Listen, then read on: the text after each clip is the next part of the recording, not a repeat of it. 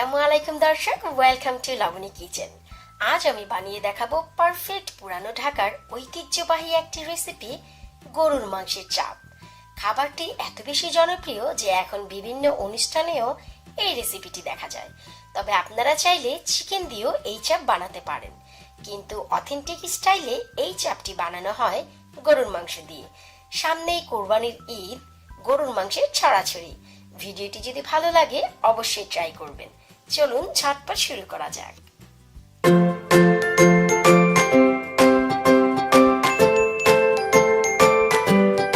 চাপ বানানোর জন্য এখানে আমি 4 পিস গরুর মাংস নিয়ে নিয়েছি, ঠিক এতটুকু মোটা করে। এখন আমি একটি মিট হ্যামারের সাহায্যে কিছুটা মাংস থেতলে নেব।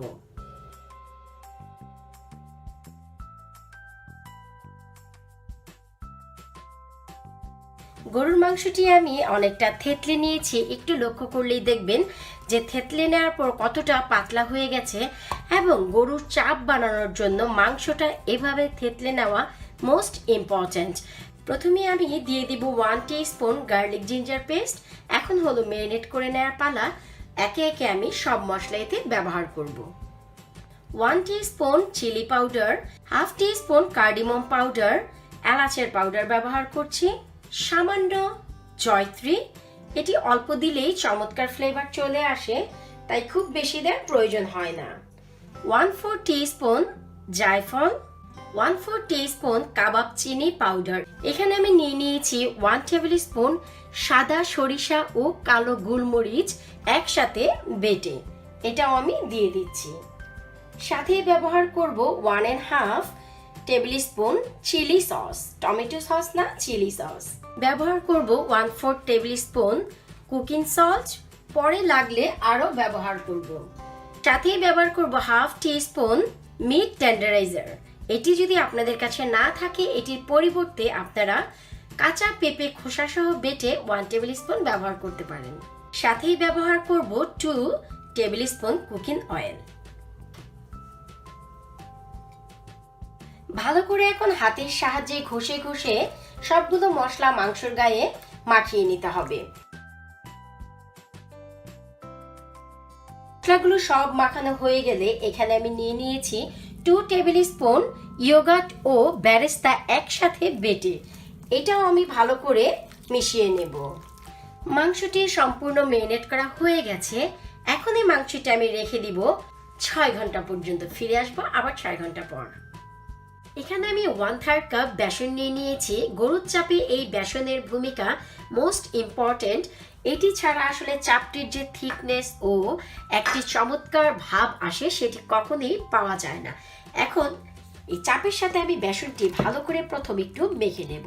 কিছুটা মাখানো হয়ে গেলে এতে আমি অ্যাড করে দিব অল্প পানি, প্রায় 3 টেবিল চামচের মতন।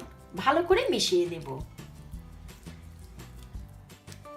সম্পূর্ণ মাখানো হয়ে গেছে। এখন চলে যাব আমরা দ্বিতীয় স্টেপে। একটি প্যানে আমি 4 টেবিল স্পুন কুকিং অয়েল দিয়ে নিয়েছি। এখন এর ভিতর আমি ম্যারিনেট করে রাখা চাপটি সম্পূর্ণ দিয়ে দিব এবং চেষ্টা করব সম্পূর্ণ মশলা সহ দিতে। ব্যাস, অপেক্ষা করছি 10 মিনিট। চলুন এই 10 মিনিটে আমরা একটি মজাদার সালাদ তৈরি করে ফেলি। চাপের সাথে খাওয়ার জন্য আমাদের একটি স্পেশাল সালাদের প্রয়োজন হয়। এই জন্য এখানে আমি নিয়ে নিয়েছি cucumber, carrot, onion, green chilli.